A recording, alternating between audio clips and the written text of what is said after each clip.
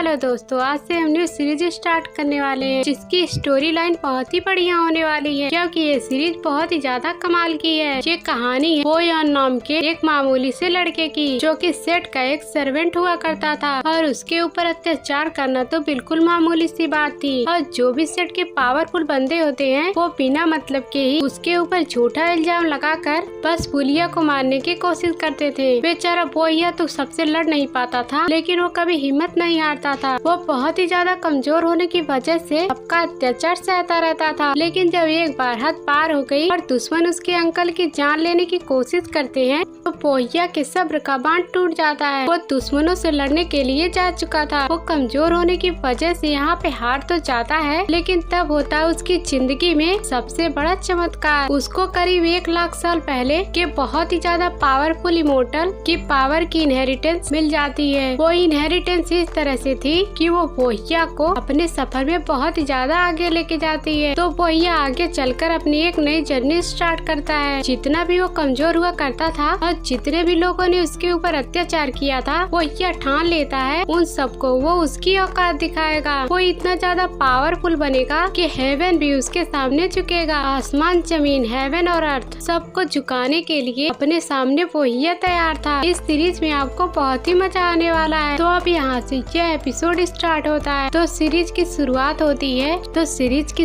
होती है जू जियान क्लिप का सीन दिखाते हुए। ये क्लिप था हेवन में बना हुआ। वहाँ पे एक छोटी सी बच्ची बैठी होती है। उस बच्ची का नाम था मिंगलोंग। पर तभी आसमान के अंदर से आवाज आती है। वो जो आवाज आ रही थी वो मिंगलोंग से कहती है, आखिरकार तुम्हारी हिम्मत कैसे हुई? तुमने उस टेक्निक को कल्टीवेट किया जिस टेक्निक को कल्टीवेट करना बैन था और उसे कल्टीवेट करना तो बिल्कुल भी अलाउड ही नहीं था, जिसे तुमने कल्टीवेट कर लिया। और उसको कल्टीवेट करने के बाद तुमने बहुत सारे डीमंस को भड़का दिया जिसमें टोटल 10,000 डीमन बनते हैं और 10,000 डीमन हेवन के खिलाफ जाने के लिए तैयार है। और ये करके ना तुमने बहुत ही बड़ी गलती कर दी है। इसीलिए आज हम हेवन के कोर्ट से आए हुए हैं तुम्हें तुम्हारे कामों की सजा देने के लिए। तो मिंगलोंग तुम मरने के लिए तैयार हो जाओ तो तुम्हें पूरी तरीके से खत्म कर दिया जाएगा। तुम्हें इस काम की वजह से हेवन कोर्ट के जितने भी बंदे आए हुए थे वो एक बहुत ही ज्यादा पावरफुल फॉर्मेशन क्रिएट करना शुरू कर देते हैं जिससे कि मिंगलोंग की जान ले जा सके। लेकिन मिंगलोंग कहती है, अरे यार बस तुम फॉर्मेशन बनाते हो या फिर ढोल पीट रहे हो? मेरे कानों को बहुत ही ज्यादा दर्द हो रहा है, थोड़ा आराम से फॉर्मेशन बनाओ ना। और लगता है कि मुझे ही कुछ करना पड़ेगा। इसके बाद वो जो मिंगलोंग थी वो अपने कान के अंदर से एक स्टिक बाहर निकालती है और वो स्टिक कोई मामूली स्टिक नहीं बल्कि वो इतनी ज्यादा पावरफुल है कि जिसके सामने हेवन भी जल्दी नहीं टिक सकता। और जो भी फॉर्मेशन यहाँ पर कोर्ट के मेंबर बना रहे थे उसके ऊपर तो मिंगलोंग अपने स्टिक की मदद से टूट पड़ती है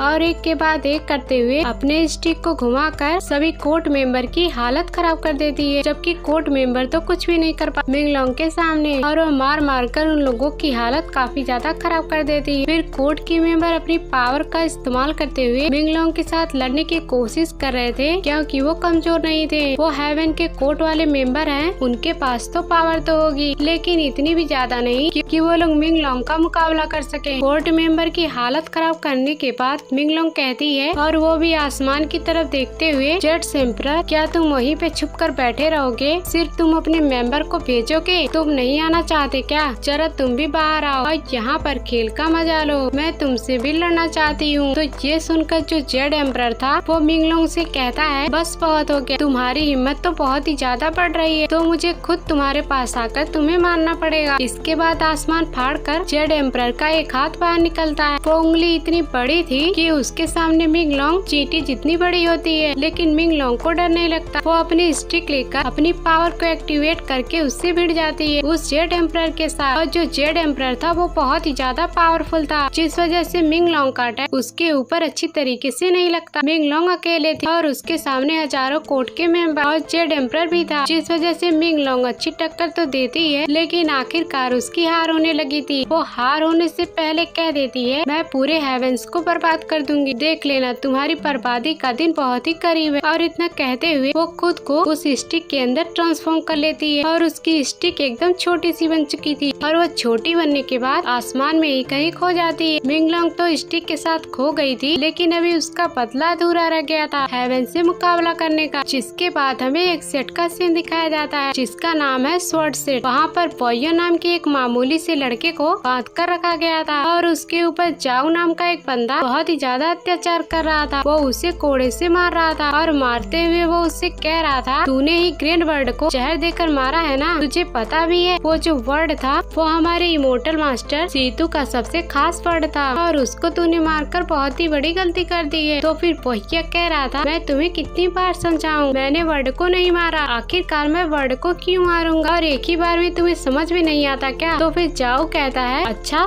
तो ऐसी बात है, तो तुम कहीं के राजकुमार हो क्या जो कि तुम इस तरह का एटीट्यूड मेरे सामने दिखा रहे हो। गुलाम हो तो तुम अपनी औकात में रहो और तुम अपनी औकात मत भूलो। तुमने मारा हो या फिर नहीं मारा हो, सजा तो तुम्हें ही मिलेगी क्योंकि ये जिम्मेदारी तुम्हारी थी उन वर्ड को संभालने की। खाना तो तुम उनको देते हो, तो फिर जहर क्या कोई और डाल के जाएगा। तो तूने यहाँ पर उस वर्ड को जहर दे के मारा है, तो तू सजा काटने के लिए तैयार हो जा। तो बता, तू कबूल करेगा अपना अपराध या फिर नहीं करेगा, जल्दी बता, नहीं तो अभी मैं तुझे बहुत ही मारूंगा और अगर तू मर गया तो कंफर्म हो जाएगा कि तूने यहाँ पर उस वर्ड को मारा है। तो बस वो इतना ही कह रहा था कि मैंने एक बार कहा ना, या फिर मैं 100 बार कहूँ या फिर मैं 1000 बार कहूँ कि मैंने उस वर्ड को नहीं मारा है, तो मेरे 1000 बार कहने से सच झूठ या फिर झूठ सच में नहीं बदल जाता। तो फिर जाओ कहता है, बहुत ही बढ़िया, तूने तो बहुत अच्छी तरीके से बात भी बना ली और लगता है तू आज मेरा कोड़ा तोड़वा के ही रहेगा और मैं तुझे इतना मारूंगा जब तक ये मेरा कोड़ा टूट ना जाए। आज तो मेरे कोड़े की क्वालिटी चेक होनी चाहिए क्योंकि मैंने इसे नया नया खरीदा है। लेकिन तभी वहाँ पे पोहिया के अंकल आ जाते हैं जिनका नाम अंकल सू था। अंकल सू यहाँ पर साउ से कहते हैं, प्लीज इसको मत मारो, ये तो सिर्फ यहाँ पे 2 साल पहले ही आया है, उसको यहाँ के रूल नहीं पता कि क्या काम किए जाते हैं या फिर क्या काम नहीं किए जाते हैं और इससे गलती हो गई, तो इसके बदले मैं माफी मांगता हूँ। तो तुम पोहिया को जान से मत मारो, उसको प्लीज छोड़ दो। लेकिन पोहिया अंकल सू से कहता है, इसके सामने गिड़गिड़ाने की कोई जरूरत नहीं है, ये एक नंबर का धूर्तबाज आदमी है, यह आपकी बात नहीं सुनेगा, तो इसके सामने बोलने का कोई मतलब नहीं है। कि तभी वहाँ पर इमोर्टल सीतू जो था वहाँ पे पहुँच चुका था, जिसने कि जाओ को ऑर्डर दिया था पता लगाने के लिए कि किसने मेरे खास वर्ड को मारा है। तो फिर सीतू यहाँ पर आकर जाओ से कहता है, देख रहा है यहाँ पे कितनी रात हो गई, अब तो सुबह होने वाली है, तुझे तो छोटा सा काम दिया था इसके मुँह से उगलवाने का कि इसने मेरे वर्ड को मारा है या फिर नहीं मारा है, तो तू अभी तक यही काम नहीं कर पाया, तो क्या अब तुझे जिंदगी भर यही प्रूफ निकालना है तुझे। तो जाओ कहता है, सीतू मास्टर आप मुझे माफ कर दीजिए, ये लड़का बहुत ही ज्यादा जिद्दी है, मैं तो बहुत ज्यादा मार चुका हूँ भैया को, लेकिन ये मानने के लिए तैयार ही नहीं है कि इसने उस वर्ड को मारा है। मैं इसको मना लूंगा, आपको टेंशन लेने की जरूरत नहीं है, बस थोड़ा सा टाइम दीजिए। तो फिर सीतू कहता है, मुझे ऐसा क्यों लगता है कि तूने अभी तक ढंग से अत्याचार इस भैया के ऊपर किया ही नहीं है, और अगर तुमने अच्छे से अत्याचार किया होता ना तो इसकी जुबान अपने आप चल जाती। रहम दिखा रहा क्या तो इसके ऊपर, देख मैं आखिरी बार कह रहा हूँ, मैं अपने 5 कदम बढ़ाऊंगा और मेरे 5 कदम बढ़ने से पहले इस भैया ने कबूल नहीं किया कि इसने इस वर्ड को मारा है, तो मैं सारा आरोप तेरे ऊपर लगा दूंगा कि तूने यहाँ पर वर्ड को मारा, मैं तेरी जान ले लूंगा। तो मेरे 5 कदम बढ़ने तक का तेरे पास टाइम है, तो इससे पहले तू इससे उगलवा ले कि इसी ने उसको मारा है या फिर नहीं मारा। ये सुनकर जाओ की हालत खराब हो जाती है और वो जल्दी से भागकर भैया के पास आता है और उसको कुत्तों की तरह मारते हुए कहता है, जल्दी बोल देना कि तूने मारा है, नहीं तो सीतू मेरी जान ले लेगा, और जल्दी से तू कबूल कर कि तूने ही वर्ड को मारा है। तो अंकल सू जो था वो यहाँ पर आकर सीतू से कहता है, प्लीज आप इसे माफ कर दीजिए, ये मेरी जिम्मेदारी थी उन वर्ड्स को खाना खिलाने, मुझसे ही गलती हो गई होगी जिसकी वजह से वो वर्ड्स मारे गए, और अगर आपको सजा देनी है ना तो आप मुझे दे सकते हैं, बेचारे भैया को छोड़ दीजिए, उसकी कोई गलती नहीं है। तो फिर सीतू कहता है, अच्छा बुड्ढे अब तू मुझे सिखाएगा कि मुझे किसको सजा देनी है और किसको सजा नहीं देनी है, इतनी हद बढ़ गई है क्या तेरी, लगता है ना उसके साथ तुझे भी मार खाने का बहुत ही शौक है। और उसे ऐसा धक्का मारता है कि जो अंकल सू था वो उड़कर दूर फेंका जाता है, बेचारा वो तो बूढ़ा ही था, तो उसकी हालत और भी ज्यादा खराब हो जाती है। तो फिर सीतू जाओ से कहता है, जा तू पहले जो अंकल सुन है ना इसको भी 2-4 कोड़े लगा, ज्यादा बोलने लग गया है मेरे बातों के बीच में, और इसको भी समझ में आना चाहिए कि जब मैं बात करता हूँ तो कोई तीसरा बीच में ना बोले। तो फिर वो जो जाऊ था वो अंकल सुन को मारने के लिए जाने लगा कि वो पहला ही कोड़ा क्या अंकल सुन को लगा था कि भैया अपना चैन तोड़कर वहाँ से आजाद हो जाता है और उस कोड़े को हाथ से पकड़ लेता है और वो कहता है, जब से तुम लोगों ने मुझे परेशान किया ना और मुझ पर अत्याचार किया और मुझ पर झूठा आरोप लगाया और मुझे कुत्तों की तरह मारा, मैं तो सब कुछ बर्दाश्त करता गया, लेकिन जब तुमने यहाँ पर मेरे अंकल सून के ऊपर हाथ उठाने की कोशिश की है ना, तो बस अब मेरे सब्र का बांध टूट चुका है और अब मुझसे और भी बर्दाश्त नहीं होता। और जो तुम्हें करना था ना वो मुझ पे करना था, ना कि मेरे अंकल के ऊपर। तो फिर जाओ कहता है, अच्छा तो तू मेरे से इस तरह से बात कर रहा है, तेरी जुबान ज्यादा तेज नहीं चलने लग गई? आंखें नीचे करके मुझसे बात कर, वरना मैं तेरी आंखें नोच लूंगा। और वो उसे और भी ज्यादा मारने की कोशिश करता, लेकिन वो उसको बहुत मारता है। उसको और मारने के बाद एक सीधा घसीट के पंच मारने गया था सीधा सीतू के ऊपर ताकि उसे खत्म कर दे, लेकिन पंच लगने से पहले जो सीतू था वो कोड़ा उठाता है और वो भैया के सीने के आर पार ही घुसा देता है। इस वजह से भैया की हालत एकदम खराब हो जाती है। इस पर सीतू कहता है, भैया ने रूल तोड़े हैं, उसने मुझ पर हाथ उठाया, तो मुझ पर हाथ उठाने की सजा ये है कि इस जगह पे उसकी जान ले ली जाएगी, तो मैंने इसको इसकी सजा दे दी है। तो क्या वो यहाँ पे मारा जा चुका है? कुछ ज्यादा इसके अंदर गर्मी छा गई थी और मैंने एक ही बार में इसकी जान लेके इसकी सारी गर्मी उतार दी। और सीतू के साथ एक लड़की आई हुई थी, तो सीतू उससे कहता है, तुम्हें तो मेरे बड़े भाई ने मुझे प्रोटेक्ट करने के लिए कहा है ना, तो तुम यहाँ पे खड़े खड़े क्या कर रही हो? देखो मैंने भैया को मारा, उसका खून मेरे कपड़ों पे आकर लग चुका है, तो इसको साफ कौन करेगा? तो वो लड़की कहती है, देखो मुझे यहाँ पर तुम्हारे बड़े भाई ने भेजा है तुम्हें प्रोटेक्ट करने के लिए, ना कि तुम्हारी नौकरीगिरी करने के लिए, इसलिए जो तुम्हें करना है ना वो तुम अपने हद में रहकर बताया करो। तो फिर सीतू कहता है, अच्छा तो तुम ज्यादा बातें मेरे बड़े भाई की मानती हो, चलो फिर कोई बात नहीं। इतना कहने के बाद वो उस लड़की के साथ वहाँ से चला जाता है और उसको लग रहा था कि यहाँ पर भैया मर गया और बेचारे अंकल सुन जो थे उनको तो बिल्कुल सदमा ही लग जाता है। नहीं, ऐसा नहीं हो सकता, मैं नहीं मानता कि हम दोनों का कोई खून का रिश्ता नहीं था, लेकिन हम दोनों बिल्कुल फादर और सन की तरह रहा करते थे। भैया मैं तो तुमसे कुछ ही साल पहले मिला था, लेकिन हमारा रिश्ता ऐसा बन गया था कि हम जन्मों से एक साथ हैं। देखो आज मेरी वजह से तुमने अपनी जान गंवा दी। बेचारा अंकल सुन जो था वो यहाँ पर भैया की कब्र भी बना चुका था ताकि उसको दफना सके, क्योंकि एक चांस भी नहीं लग रहा था कि भैया यहाँ पे बचा होगा, क्योंकि उसकी सांसें तक नहीं चल रही। तो फिर अंकल सुन कहता है, तुमने मेरे लिए इतना कुछ किया, लेकिन मैं तुम्हारे लिए कुछ भी नहीं कर पाया, बहुत हो गया। मैं तुम्हारे लिए ऐसा करना चाहता हूँ जो तुम्हारी जिंदगी को पूरी तरीके से बदल दे, तो उम्मीद है कि तुम उसका सही तरीके से इस्तेमाल करोगे। तो इसके बाद वही स्टिक जिसके अंदर मिंगलोंग जाकर छिपी हुई थी और वो आसमान में कहीं खो गया था, वो स्टिक सीधा अंकल सुन जो था भैया के गले में टांग देता है। तो फिर अंकल सुन कह रहे थे, यह स्टिक मेरे जनरेशन के हिसाब से आगे बढ़ते जा रही है, मेरे दादा के पास और दादा से पिताजी के पास, और पिता ने मुझे दिया और आज तक मैंने इसका इस्तेमाल कभी नहीं किया और ना कि मेरे जनरेशन में किसी ने किया था, पर आज मैं तुम्हें दे रहा हूँ ताकि तुम इसका इस्तेमाल कर सको। तुम बिल्कुल प्रबल दावेदार होगे इस चीज को इस्तेमाल करने के लिए। और जैसे वो स्टिक भैया के गले में गई थी कि भैया अपने आप को किसी और ही दुनिया में पाता है, वो बस ऐसे जमीन पे गिरता जा रहा। तो जिस पर भैया कह रहा था, मुझे मरना नहीं है, मुझे जिंदा रहना है, मुझे अभी बहुत ही आगे बढ़ना है और मुझे अपने दुश्मनों को सबक सिखाना है और उनको उनकी औकात दिखानी है। तो इसीलिए मैं अभी नहीं मर सकता और मैं इतनी जल्दी में नहीं मर सकता, मुझे बचा लो। क्योंकि उसके सामने उसके सारे दुश्मन नजर आ रहे थे और वो सभी उसको नजर आ रहे थे जिसने उसके साथ गलत काम किया। और फिर भैया का दिल बैठा जा रहा था कि अगर मैंने अपने दुश्मनों को इसी तरह से छोड़ दिया तो मेरे मरने का क्या ही फायदा। कि तभी यहाँ पर एक अजीब सी आवाज सुनाई देती। वो आवाज उसे कह रही थी, मैं एक बहुत ही ज्यादा पावरफुल कल्टीवेटर हूँ, मैं बहुत ही जमाने से किसी ऐसे इंसान को ढूंढ रहा था जो कि मेरी इनहेरिटेंस हासिल कर सके, और देखो फाइनली मुझे वो इंसान मिल गया। और तुम्हारे अंदर फुल पोटेंशियल जिसमें तुम मेरे इनहेरिटेंस का इस्तेमाल कर सकते हो, और जिसको भी मेरी इनहेरिटेंस मिलेगी ना वो आगे चलकर बहुत ही ज्यादा पावरफुल बनेगा और वो ऐसा इंसान बनेगा जिसके सामने कोई भी नहीं टिक सकता, यहाँ तक कि हेवन भी उसके सामने खड़ा होकर घबराएगा। और उसका नाम सुनकर पूरे जमीन और आसमान में हर एक जिंदा चीज की रूह कांप जाएगी और भैया के चारों तरफ अजीब तरह से पैटर्न बनने लगते हैं। ये वही पैटर्न थे जो कि इनहेरिटेंस उसके उस इमोर्टल के हासिल हो रहे हैं, जिस वजह से भैया की पावर बहुत ही ज्यादा हाई तरीके से इंक्रीज होने वाली थी। और इससे पहले जहाँ पर बिल्कुल कमजोर जिसके पास कल्टीवेशन का कुछ भी नहीं था, और अब उसके पास इतने ज्यादा पावरफुल इमोर्टल की इनहेरिटेंस आ चुकी थी। भैया यहाँ पे अपनी पावर की मदद से कह रहा होता है, जब मुझे ये मिला है ना तो मैं इसकी जिम्मेदारी पूरी पूरी तरीके से उठाऊंगा और मैं ऐसा इंसान बनूंगा कि दुश्मन मेरे से कांपेंगे। मैं हेवन को अपने सामने झुका दूंगा और पूरे जमीन और आसमान पे मेरा ही राज होगा और पूरे दुनिया को मैं अपने दुश्मनों को मार मार कर पूरा शमशान घाटी बना दूंगा। और क्या ही कमाल का और एटीट्यूड वाला बंदा आगे चलकर बनने वाला है और उतना ही ज्यादा स्ट्रॉन्ग होगा जिसकी पावर का अंदाजा भी नहीं लगाया जा सकता। और अब यहाँ से बोहिया की जर्नी की शुरुआत हुई है, जिसके बाद बोहिया सीधा का सीधा उस स्टिक पे सवार होकर आसमान को फाड़ते हुए हेवन में पहुँच जाता है। और हेवन का नजारा क्या ही खूबसूरत था। तो फिर बोहिया कहता है, अच्छा इसको बोलते हैं हेवन, जहाँ पे बहुत ही पावरफुल इमोर्टल रहा करते हैं। ये कितनी ज्यादा खूबसूरत जगह है। देख लेना वो दिन जरूर आएगा जब ये पूरा हेवन मेरे सामने झुककर खड़ा होगा। तो वहीं पे अंकल सू जो थे वो वहाँ पे टेंशन में थे कि वो अपनी स्टिक को भैया को दे दी, वो स्टिक काम करी है या फिर नहीं करी और भैया अब तक होश में क्यों नहीं आया। कि तभी वहाँ पर साउ पहुँच जाता है, जो यहाँ पर आने के बाद कहता है, ओए अंकल सुन, क्या हुआ, तुम अकेले बैठे हो, क्या सब ठीक है ना,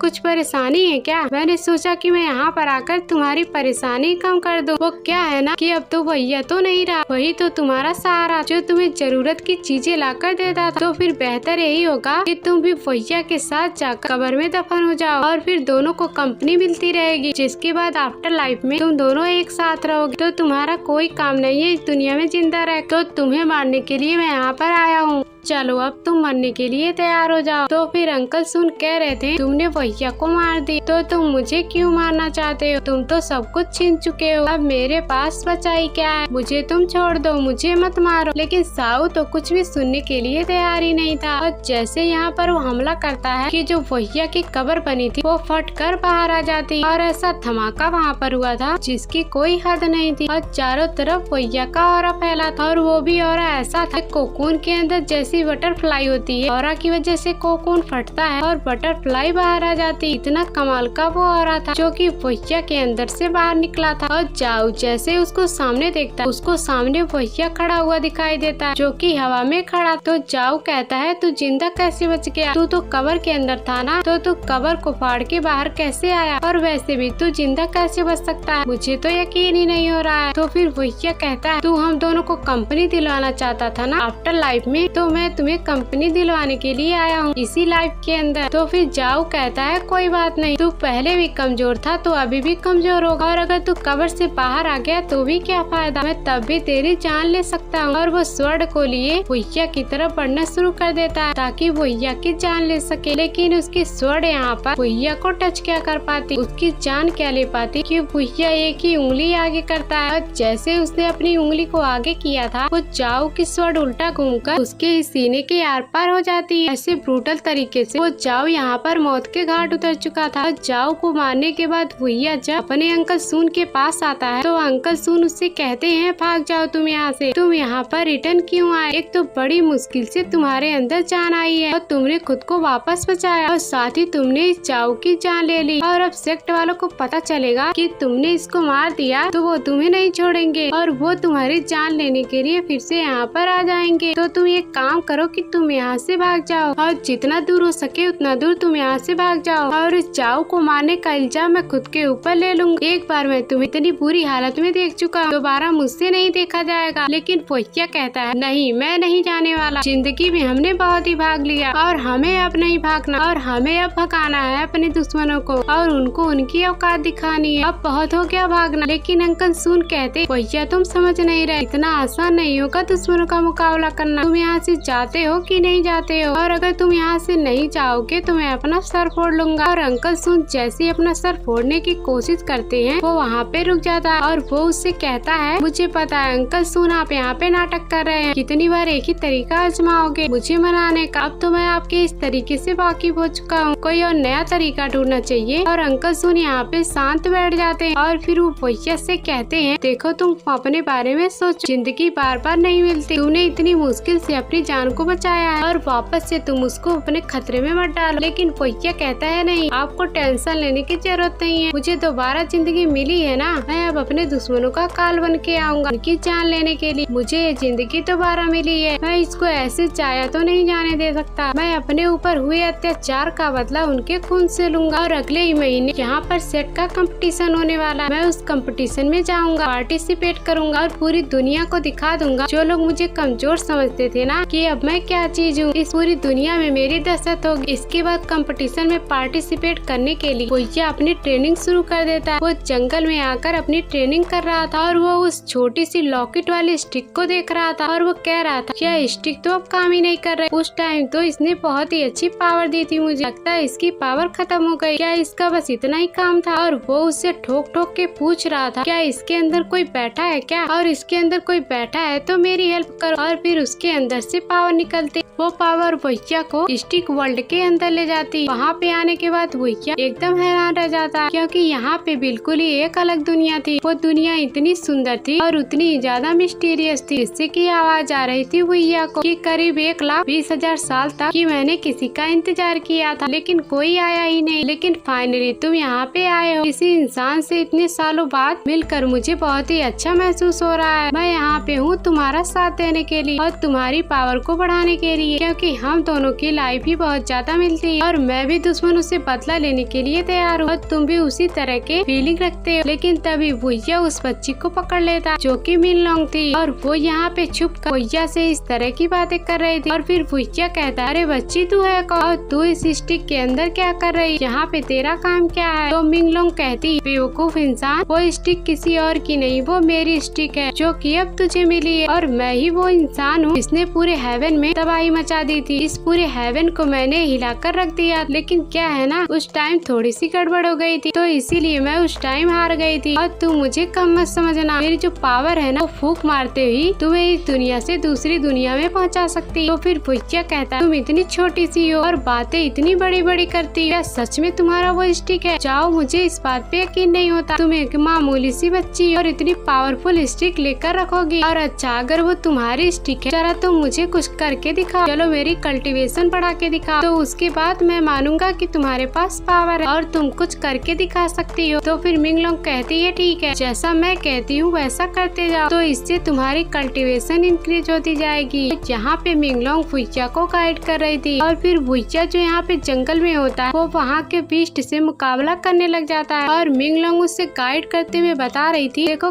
कल्टीवेशन की शुरुआत में ना सबसे पहले तुम्हें अपनी बॉडी को मजबूत बनाना पड़ता है ताकि वो कल्टीवेशन को हैंडल करने के लायक हो जाए। और बॉडी को मजबूत बनाने के 3 स्टेप हैं जिनको तुम 3 लेवल भी कह सकते हो। पहला लेवल होता है बॉडी के जो फ्लैश है जो कि मसल्स को मजबूत बनाते हैं, और दूसरा लेवल होता है तुम्हारे शरीर के जो टेंडन होते हैं उसको मजबूत बनाना, और तीसरा और आखिरी स्टेप होता है बॉडी को मजबूत बनाने जो कि अपनी हड्डियों को मजबूत बनाना। और जब तुम ये 3 काम कर लोगे ना तो तुम्हारी बॉडी इस काबिल हो जाएगी कि वो आगे के कल्टीवेशन लेवल को हैंडल कर सकोगे। तो चलो फटाफट काम शुरू कर दो और तुम्हें ये 3 लेवल अभी के अभी क्रॉस करने हैं ताकि तुम्हारी बॉडी मजबूत हो जाए। और भुइया यहाँ पर बीस्ट के साथ फाइट कर रहा था और वो फाइट करते करते अपनी पावर को बढ़ाने की कोशिश कर रहा होता है ताकि वो जो तीनों शुरुआत के लेवल होते हैं ना उसे ब्रेक कर सके। और कुछ टाइम के अंदर ही उसने अपने मसल्स को पावरफुल बना लिया था, यानी कि पहला लेवल कंप्लीट हो गया। लेकिन ये करते करते करीब करीब उसको 1 महीना निकल जाता है और वो 1 महीने तक ट्रेनिंग कर रहा था और फिर 1 महीने ट्रेनिंग करने के बाद वो अपने 3 लेवल को पूरा करता है, जिस वजह से उसकी बॉडी इतनी स्ट्रॉन्ग हो चुकी थी कि वो आगे के कल्टीवेशन को हैंडल कर सकता है। तो फिर मिंगलोंग कहती है तुम कितने ज्यादा स्लो हो, तुमने तो 1 महीना लगा दी और वो भी 3 मामूली से लेवल सीखने में, ये तो मेरा 3 मिनट का काम भी नहीं था, तुम तो बहुत ही कमजोर हो और तुम्हें पावरफुल बनाने में मुझे बहुत ही मेहनत करनी पड़ेगी, तुम तो पूरी तरह से मुझे थका दोगे। तो फिर भुइया सोच रहा था अरे यार बाकी लोगों के कल्टीवेशन तो 18 लेवल होता है और अलग अलग तरह के लेवल होते, लेकिन इस मिंगलोंग का कल्टीवेशन इतना अजीब क्यों है, मसल्स वाला, टेंडन वाला और बोन्स वाला, ये कैसा कल्टीवेशन होता है। तो फिर मिंगलोंग कहती है कि बाकियों की तरह ही बनना है या फिर उनसे आगे निकलना, तो अब मैं जो कहती हूँ वो करते जाओ वरना मुझे गुस्सा आ जाए। कि तभी भुइया को जंगल में थोड़ी सी दूरी पर फाइट की आवाज सुनाई देती है, मानो कि यहाँ पर किसी की फाइट हो रही हो। इसके बाद हम जंगल में उसी जगह का सीन देखते हैं जहाँ पे सच में फाइट हो रही थी और वहाँ पर एक लड़की थी जिसका नाम था चार्ली। वो जब जंगल में आई हुई थी तो अचानक से एक बहुत ही पावरफुल भालू था जो कि उसके पीछे पड़ चुका। भालू भी मामूली नहीं बल्कि बिल्कुल अजीब सा दिखाई दे रहा था और जानली उस भालू से फाइट करने की कोशिश करती, लेकिन उसकी पावर कम पड़ते जा रही थी और बहुत ही ज्यादा पावर इस्तेमाल करने के बाद उसकी पावर एडजस्ट हो जाती। इस वजह से वो भालू अभी जानली के ऊपर भारी पड़ रहा था, लेकिन वो उसकी जान ले पाता कि तभी वहाँ पर भुइया पहुँच जाता है जो अपने स्टिक की मदद से भालू के ऊपर हमला करना शुरू कर दे। और वो यानली से कहता है आ जाओ मेरे पास आ जाओ, मैं तुम्हें बचा लूंगा, ये भालू तुम्हारा कुछ नहीं कर पाएगा। और उसकी पावर देखकर यानली कहती है कि तुमने तो अभी अपने 3 लेवल को ब्रेक थ्रू किया है ना,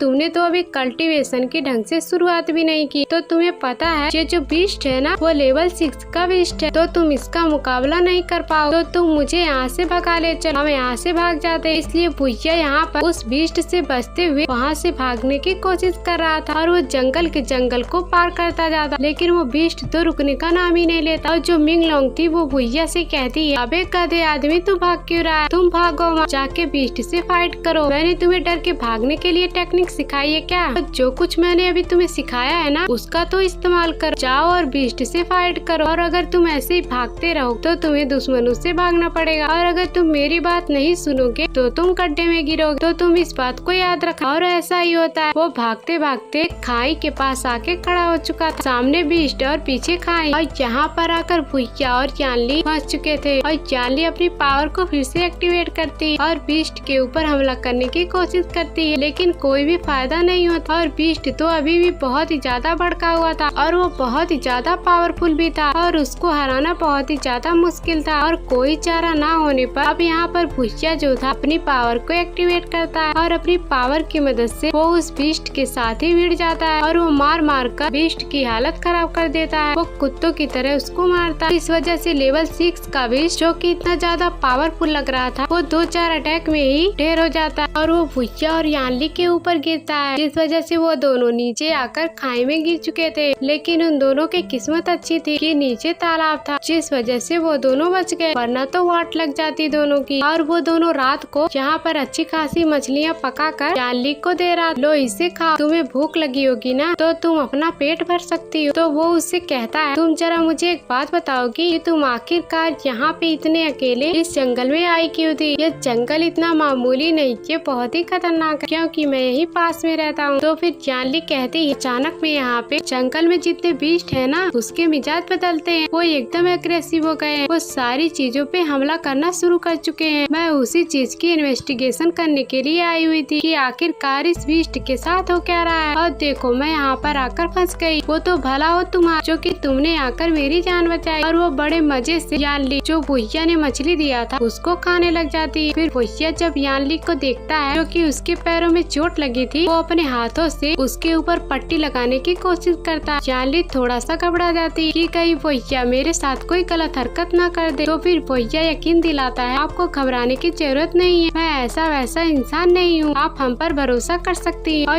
यहाँ पर वो अच्छी तरीके से पट्टी बांध देता है यानली के चोटों और उससे कहता है अब हमें चलना चाहिए, क्या पता आपके सेक्ट के जो लीडर हैं वो आपके लिए टेंशन में होंगे, तो मैं उन्हें मैसेज करके बता देता, मैं अपना मैसेज उन्हें भेज दूंगा, तो महल से कोई आ जाएगा आपको लेने के लिए। तो फिर यानली कहती नहीं ये करने की कोई जरूरत नहीं, और अगर यह बात लीडर को पता चली ना तो वो मुझे बहुत बोलेंगे, इसलिए लीडर की जानकारी हासिल करने से पहले मुझे महल पहुंचना होगा, तुम मुझे बस महल तक पहुंचा दो, तुम्हारी बहुत ही मेहरबानी होगी। तो फिर यानली कहती तुमने अगर ये कर दिया ना तो मैं तुम्हारा एहसान कभी नहीं भूलूंगी। तो जिस पर भुइया मान जाता है, वो उसको महल ले जाने लग गया था और जंगल का अभी भी बहुत ही रास्ता बचा था कि बहुत ही खतरनाक बीस्ट से भरा होगा, जिस वजह से यानली को भुइया की जरूरत पड़ेगी। तो क्या सभी का मुकाबला करते हुए यानली को जंगल पार करवा देता है। इसके बाद अगले दिन जो भुइया था वो सेट की सफाई कर रहा था, क्योंकि कंपटीशन कभी भी स्टार्ट होने वाला है। तो यहाँ पर अरीना की सफाई की जा रही थी और वहाँ पर 2 और बंदे थे जो कि भुइया को देखकर कहते हैं ये जिंदा कैसे बच गया, ये तो थोड़े टाइम पहले सीतू ने अपने कोड़े से मारकर इसे तो खत्म कर दिया था, लेकिन देखो ये तो फिर भी बच गया, बड़ा ही ढीठ किस्म का बंदा, ये तो मरता ही नहीं है। मैंने सुन रखा था कि वहाँ पर कुछ टाइम पहले जाऊ को भी किसी ने मार दिया और ऐसा कहा गया बीस्ट ने जाऊ को मारा है, तो बीस्ट तो इस भुइया को मार ही सकता था जबकि यह मरा ही था, लेकिन फिर भी यह बच गया, बड़ी अच्छी किस्मत है इसकी। तभी वहाँ पर सीतू भी आने लग जाता है और अंकल सुन जो थे वो यहाँ पर भुइया से कहते हैं भुइया तुम अपनी नजर छुपा लो, और अगर सीतू ने तुम्हें देखा ना तो वो भड़क जाएगा और वो कहीं फिर से तुम्हें नुकसान न पहुँचा दे, तो तुम उसके सामने मत जाना। तो फिर भुइया कहता है नहीं अंकल अब आपको घबराने की कोई जरूरत नहीं है, मैं कितना भागता रहूंगा दुश्मनों से, अब तो नहीं भागना है मुझे, और अब मुझे दुश्मनों का डट के मुकाबला करना है, मुझे उसके सामने आंखों में आंखें डालकर खड़ा रहना है। और सीतू जैसे यहाँ पे भुइया को देखता है वो कहता है अच्छा तू अभी तक जिंदा है, लगता है कि मेरा जो कोड़ा था ना वो लोकल जो कि तेरे मेरे ऊपर हमला करने के बाद भी तेरी जान नहीं। खैर कोई बात नहीं, और इस बार जब मैं आ गया हूँ तो मैं तुम्हें कैसे छोड़ सकता हूँ। पिछली बार का हिसाब किताब भी पूरा करना है। मुझे दो बार मौका मिल गया तेरी जान लेने का, और इस बार जब तक तू पूरी तरीके से मर नहीं जाता, जब तक तू दफन होके खत्म नहीं हो जाता, तब तक मैं तुझे देखता रहूंगा कि तू फिर से जिंदा हो पाता है या फिर नहीं। तो भुइया यहाँ पर भड़क चुका था। वो अपनी पावर को एक्टिवेट करता है और वो पूरे गुस्से के साथ अपना ऑरा फैलाते हुए कहता है, चलो ठीक है, ट्राई करके देख ले। मैं अब पहले वाला भुइया नहीं रहा, मैं तुम्हें कुत्ते की मौत मार सकता हूँ। अब तेरा अत्याचार बहुत हुआ। और ये देखकर वहाँ पे खड़े जितने भी लोग थे एकदम तंग रह चुके थे। अरे ये भुइया को हो क्या गया, ये डरपोक इंसान इस तरह से कैसे बात कर रहा है। लेकिन यहाँ पर इन लोगों की फाइट हो जाती है। लेकिन तभी वहाँ पर उड़ते हुए कोई आता है, जो कि आने के बाद कहता है, बस बहुत हो, रुक जाओ यहाँ पर। वो कौन उड़ते हुए आया था इसके बारे में हमें नहीं बताया जाता। तो इसी के साथ यह एपिसोड यहीं पर एंड हो जाता है। Thanks for watching.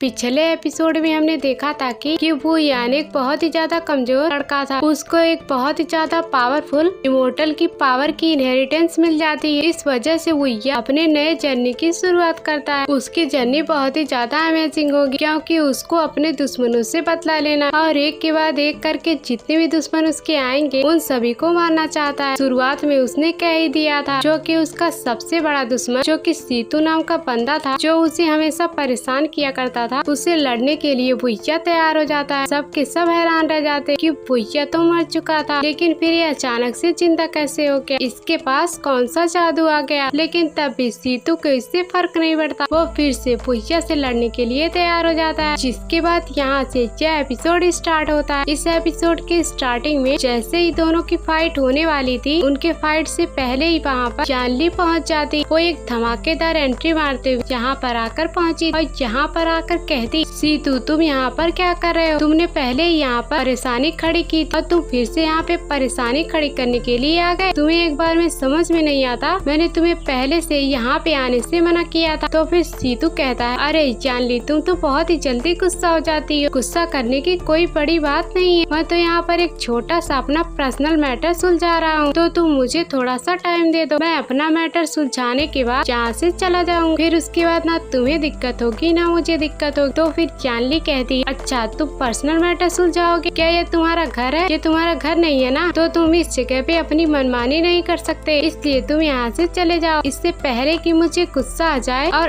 असल में ये जो सीतू होता है, ये जिस सेक्ट का मेंबर था, वो उसी सेक्ट का जो एक बहुत ही पावरफुल एल्डर है की बेटी है जानली। इस वजह से जानली की बात सभी को माननी पड़ती है। और सीतू ठहरा एक नंबर का घटिया इंसान। वो जानली से भी कहने लगता है, देखो तुम अपनी जुबान संभाल कर बात करो, तुम्हारी पोजीशन बड़ी है, तो इसका मतलब ये नहीं कि तुम्हें जो समझ में आए वो तुम करोगी। तुम्हें तो पता ही होगा कि मेरे भाई कितने ज्यादा पावरफुल है, और मेरा जो बड़ा भाई था उसने अपने 13 साल की उम्र में ही अपने कल्टीवेशन के कितने पड़ाव को हासिल कर लिया था। सेक्ट के एल्डर ये भी कहते हैं, पूरे सेट की जिम्मेदारी आगे चलकर मेरा भाई ही उठाएगा, वो इतना ज्यादा पावरफुल है। तो तुम ऐसे बंदे से पंगा लेकर, और वो भी इस मामूली भुइया की वजह से, तो तुम्हें भारी पड़ेगा। इसलिए बेहतर यही होगा कि तुम मेरा रास्ता खाली करो। इसलिए मुझे जो भुइया से अपना मैटर सुलझाना है ना, उसको सुलझाने जा रहा हूँ। ये सुनकर जानली को गुस्सा आ जाता है। वो उल्टे ही हाथ का एक घसीट के थप्पड़ क्या मारती है कि सीतू दूर जाके फिका चुका था और उसकी हालत खराब हो जाती है। तो फिर जानली कहती है, मैं तो पहले ही कह रही, तो तुम्हें चले जाना चाहिए था, तुम्हें तो अपनी बेइज्जती करवाने का शौक चढ़ा हुआ है, तो तभी तुमने अपनी बेइज्जती करवा, तो तुम बेइज्जती करवाने के बाद अब यहाँ से जाओगे। तो फिर सीतू के साथ जो लड़की रहती है वो अपनी पावर को एक्टिवेट करने लगती है। तो जानली उससे कहती, ज्यादा अकड़ मत दिखाना, और अगर मैं तुम्हें फूंक मारूंगी तो तू उड़ जाएगी, इसलिए तू सीतू को उठा और यहाँ से दफा हो जा, इससे पहले कि मैं तुम दोनों को जान से मार दूं। और ये सुनकर सीतू और वो लड़की दोनों काफी ज्यादा घबरा चुके थे। तो ये दोनों यहाँ से अपनी जान बचाते हुए यहाँ से चले जाते हैं। तो अंकल सुन जो थे वो यहाँ पर जानली से कहते हैं, आपका बहुत बहुत शुक्रिया, जो कि आपने यहाँ पर भुइया की जान बचा ली, और अगर आप यहाँ पे नहीं आई होती तो कितना बड़ा मैटर मैटर हो जाता है। और जानली जो थी वो भुइया से कहते हुए जाती है, देखो कल रात जो भी हुआ था उसके बारे में तुम किसी को मत बताना, और मैं नहीं चाहती कि इस सेट के अंदर अलग अलग तरह के चर्चे फैल जाएं कि हम दोनों के बीच कुछ हुआ। तो अगर तुम इस बात को छिपा के रखोगे तो इसी में तुम्हारी भलाई है। जिस पर भुइया भी मान चुका था और जितने भी लोग यहाँ पे कंपटीशन में पार्टिसिपेट करने वाले हैं उन सभी को बुला लिया जाता है, क्योंकि जितने भी कंपटीशन के ट्रायल थे वो यहाँ पर शुरू होने वाले थे। सबसे पहला ट्रायल यही था, जितने भी डिसेबल इस कंपटीशन में पार्टिसिपेट करने वाले हैं उनको एक जगह पे भेजा जाएगा जहाँ पे लेवल 1, लेवल 2 और लेवल 3 3 लेवल के बीस्ट होंगे। जो जितने ज्यादा बीस्ट को मारेगा और उस जगह से जिंदा बच के आएगा वो कंपटीशन के सेकंड राउंड में जाएगा, और सेकंड राउंड होगा बैटल अरीना के अंदर, और वो राउंड होगा कम्बैट के अंदर। कम्बैट का मतलब होता है दो बंदों की आपस में लड़ाई होती है, लेकिन वहाँ जाने से पहले बीस्ट को मार कर ये ट्रायल पूरा करना होगा। और वहाँ पे जो एल्डर था वो सभी के सभी डिसेबल को एक तालिस्मान देता है और कहता है अगर तुम्हें कभी भी ऐसा लगे कि मुझसे ट्रायल नहीं पूरा हो रहा और मेरी जान जा सकती है तो तुम इस तालिस्मान की मदद से इस राउंड को छोड़कर रिटर्न सेक्टर में आ सकते हो। तुम डिस्क्वालीफाई तो हो जाओगे इस कंपटीशन से, लेकिन तुम्हारी जान जरूर बच जाएगी। ये तो फैसला तुम्हारा है। और भुइया उन्हीं लोगों में शामिल था और वो सभी एक साथ ट्रायल में जाने के लिए तैयार हो जाते हैं। और जितने भी लोग यहाँ पे बैटल देखने के लिए आए हुए थे वो सभी कहते हैं ये तो बिल्कुल सर्वेंट वाला कंपटीशन है। इसके लिए लोग इतने ज्यादा एक्साइटेड क्यों होते हैं, क्योंकि असल में ये जो कंपटीशन था जिसमें जितने भी सर्वेंट यानी कि एकदम लो लेवल के जितने भी लोग हैं ना उन लोगों का होता है, उन लोगों को एक मौका दिया जाता है अपनी पोजीशन बढ़ाने का। तो इस तरह से जो कंपटीशन जीतता है उसे इनर सेक्ट का डिसेबल, आउटर सेक्ट का डिसेबल इस तरह से बनाया जाता है। लेकिन अभी तो सभी लोग लो लेवल पर है, इससे जो पावरफुल बंदे इस सेक्ट के हैं उनको तो इस फाइट में इंटरेस्ट ही नहीं था कि नौकरों की फाइट देखने के लिए कौन आएगा। यहाँ पे जो एल्डर थे वो जानली से कहते हैं, जानली क्या तुम्हें लगता है इस साल का कोई भी जो सर्वेंट है उसमें से ऐसा बंदा निकल कर आएगा जो कि इस कंपटीशन को जीतेगा, क्योंकि पिछले तो सारे के सारे सर्वेंट डिस्क्वालीफाई हो गए थे। तो इस बार तुम्हें कोई ट्रस्टेड बंदा लगता है क्या? जिस पर जानली कहती हाँ बिल्कुल लगता है ना मुझे, उसका नाम है भुइया, मैं उससे मिली थी, मुझे उसके ऊपर पूरा भरोसा है कि वो इस कंपटीशन को फर्स्ट रैंक से जीतेगा। तो वहीं पर अंकल सुन जो थे वो भुइया से कह रहे थे, भुइया अगर तुमने इस कंपटीशन को पास किया ना तो मैं तुम्हें एक बहुत ही प्यारी वाली शराब को दूंगा जो मैं छिपा कर रखा हूँ, लेकिन कंपटीशन पास करने की वजह से मैं वो शराब तुम्हें ला कर दूंगा और हम दोनों मिलकर बड़े मजे से उस शराब को पियेंगे, और इसलिए तुम मेहनत करना और इस कंपटीशन को अच्छे से जीतना भी। और ये सुनकर भुइया भी खुश हो जाता है, अंकल आपका बहुत बहुत शुक्रिया। जिसके बाद एल्डर जो थे वो फर्स्ट राउंड को स्टार्ट करवा देते हैं, जिसके बाद एक पोर्टल क्रिएट कर दिया गया जिस वजह से सभी को पोर्टल के अंदर जाना है और उस बीस्ट से मुकाबला करना है। उस जगह से इतना भयंकर और बाहर निकल रहा था, लेकिन सारे के सारे डिसेबल हिम्मत करके वहाँ पर चले जाते हैं। पर अंदर एंट्री मारते साथ ही वहाँ पे धमाका होता है। वहाँ पे एक के बाद एक करके पावरफुल बीस्ट आकर डिसेबल के ऊपर हमला शुरू कर दिया था और कई डिसेबल शुरुआत में ही अपनी हार मान लेते हैं और वो तालिस्मान को तोड़ते हुए रिटर्न अपने सेक्टर में भाग रहे। नहीं हमसे तो नहीं हो पाएगा, ये बीस्ट से मुकाबला नहीं हो पाएगा। लेकिन भुइया बड़े ही आराम के साथ जितने भी बीस्ट होते हैं उन सभी के ऊपर हमला कर रहा था और वो एक एक बार में ही एक एक करके बीस्ट को काट देता है और ऐसा लग रहा था कि बीस्ट उसका कुछ कर ही नहीं सकता। लेकिन मैंगलोंग जब यहाँ पर भुइया को देखती है तो उससे कहती है, वाह बहुत बढ़िया तरीके से फाइट कर रहे हो, मेरी हेल्प नहीं चाहिए क्या तुम्हें? बिना मेरे हेल्प के तुम्हें ट्रायल पूरा कर लोगे? तो फिर भुइया कहता है, हाँ बिल्कुल, मैं अपने दम पर ये पूरा ट्रायल पूरा करके दिखाऊंगा, तुम्हारी जरूरत नहीं है मुझे। तो फिर मैंगलोंग कहती है, तो फिर ठीक है, जब बाद में जरूरत पड़ेगी और तब तुम मेरे पास आना नहीं, और उस टाइम में तुम्हारी मदद नहीं करने वाली क्योंकि तुम अभी इतना एटीट्यूड दिखा रहे हो। लेकिन भुइया को इससे कोई फर्क नहीं पड़ता है, वो अपनी पावर का इस्तेमाल करते हुए उन सभी से फाइट किया जा रहा था और उन्हीं बीस्ट में एक लड़की भी मौजूद थी जो कि खुद भी यहाँ पर बीस्ट से मुकाबला कर रही थी। पर तभी कई सारे बीस्ट उसको घेर लेते हैं जिस वजह से उसकी जान जाने वाली थी, लेकिन बीस्ट उसके ऊपर हमला करके उसकी जान लेते हैं। तभी सही टाइम पर भुइया आकर उन बीस्ट को मार देता है जिस वजह से उस लड़की की जान बच चुकी थी। वो लड़की भुइया का थैंक यू कहती है, तुम्हारा बहुत बहुत शुक्रिया, तुम भुइया हो ना, मैंने तुम्हारे बारे में बहुत ही सुना है, तुम धीरे धीरे करके सेक्टर में फेमस होते जा रहे हो, लोग तुम्हारे बारे में जानने लगे। वैसे मेरा नाम ना महंग है, तो तुम बड़े बहादुर हो जो कि तुमने बड़ी आसानी के साथ बीस्ट को मार गिराया। तो फिर भैया कहता है तुम ज्यादा बातें मत करो, अपने चारों तरफ देखो, अभी बीस्ट खत्म नहीं हुए और अगर तुम ऐसे ही बातें करते रहोगी तो तुम यहाँ पर फंस जाओगी। तो फिर मैंग कहती है तुम्हें तो पता है ना कि मैंने अपनी शुरुआती बॉडी कल्टीवेशन लेवल 6 पे हूँ,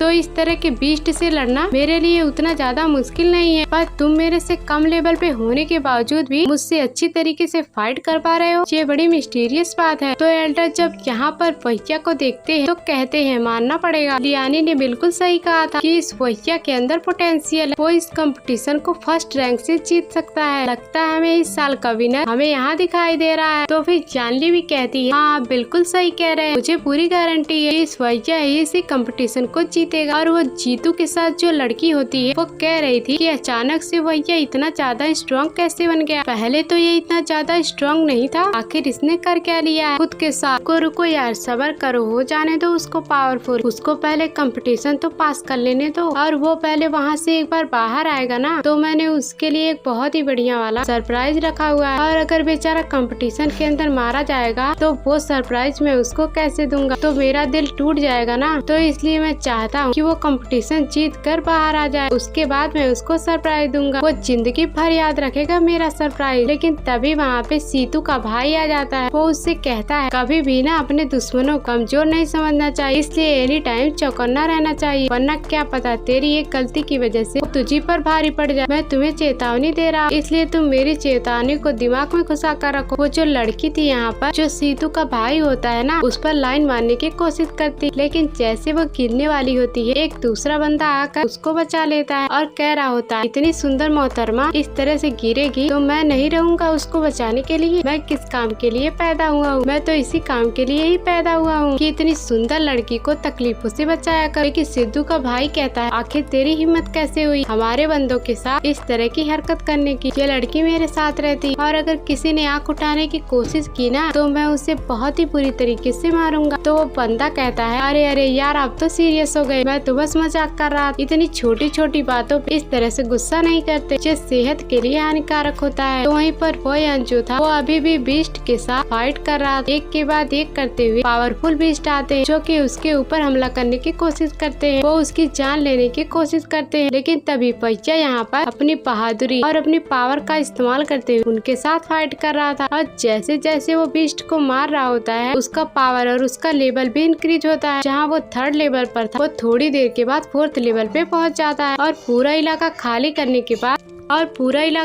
करने के बाद सारे के सारे बचे हुए डिसेप्टिव जगह पे आ जाते हैं जहाँ पे पावरफुल बीस्ट रहते हैं जो कि लेवल 3 पर हैं। और अब बारी थी उन सभी का मुकाबला करने के लिए। उनका मुकाबला करने के बाद ही ये ट्रायल यहाँ पे खत्म होगा, और जितने भी बंदे होते हैं वो सभी थोड़ा सा घबरा रहे होते हैं कि यहाँ पर किस तरह के बीस्ट होने वाले हैं। कि तभी वहाँ पर एक बहुत ही ज्वाइंट बीस्ट एंट्री मार लेता है जो कि वहाँ पे दहाड़ते हुए आया हुआ था, और उसको देखकर सारे के सारे लोग एक साथ उसके ऊपर टूट पड़ते हैं। लेकिन उसका भी कोई फायदा नहीं होता, एक के बाद एक करके उस बीस्ट ने जितने भी वहाँ पे डिसेबल थे उन सभी को वहाँ से फेंक दिया था। और जिन लोगों ने बीस्ट से मार खाई थी वो लोग कहने लगते हैं नहीं हम इसका मुकाबला नहीं कर सकते, ये बीस्ट तो बहुत ही ज्यादा पावरफुल है, और जिसको भी अपनी जान प्यारी है वो अपना तालिस्मान तोड़े और सीधा यहाँ से रिटर्न भाग जाए उस सेक्ट के अंदर, वरना ये बीस्ट सबको मार देगा। कि तभी घबरा कर वहाँ पे जितने भी डिसेबल थे उनमें से कई सारे लोग तो अपना तालिस्मान तोड़कर वहाँ से भाग जाते हैं और इस कंपटीशन से डिस्क्वालीफाई होते हुए। लेकिन 2-3 लोग जो यहाँ पे हिम्मत वाले थे जो कि यहाँ पे रुके हुए थे, वो या तो बिल्कुल ही खड़ा हुआ था और अभी भी अपनी पावर का इस्तेमाल करते हुए बीस्ट को मारे जा रहा था। और जैसे उसके सामने वाला बीस्ट उसके ऊपर हमला करता है जिससे कि सारे लोग डर कर भाग जाते हैं, लेकिन फुहियाये की स्वॉर्ड की अटैक से उस बीस्ट को पीछे से काट कर खत्म कर देता है, और एक ही अटैक में बीस्ट का खात्मा हो चुका था। और जितने भी डिसेबल थे उनकी आंखें फटी की फटी रह जाती हैं। आखिरकार ये कैसे पॉसिबल है, इस वहिया ने तो भी अपना लेवल 4th ही ब्रेक थ्रू किया है, और लेवल 4th पे होने के बावजूद भी कि उसने एक ही स्लैश में इसको मार दिया जो कि इतना ज्यादा पावरफुल था। आखिरकार ऐसा कैसे हो सकता है। फिर उसके बाद मैंग जो थी वो बहुत ही ज्यादा इम्प्रेस हो गई होती है, वहिया तो बहुत ही ज्यादा टैलेंटेड है, मैंने जितना सोचा था वो उससे भी ज्यादा टैलेंटेड है। वहिया के पास वापस से और भी कई सारे बीस्ट आना शुरू कर देते हैं, और एक को मारने की वजह से अब वहाँ पे 2-3 बीस्ट बीस्ट और आ गए थे उससे लड़ने के लिए। तो मिंगलोंग भुइया से कहती, देख लो भुइया, ये लास्ट वार्निंग दे रही हूँ, चाहिए तुम्हें मेरी मदद, मैं तुम्हारी मदद करती हूँ, और नहीं चाहिए तो अपने से लड़ते रहो, और अगर तुम मर गए ना तो मुझे मत कहना बाद में। लेकिन भुइया कहता है, मुझे नहीं चाहिए तुम्हारी मदद, मैंने तुमसे कहा ना मैं अपने दम पर कंपटीशन जीत के दिखाऊंगा।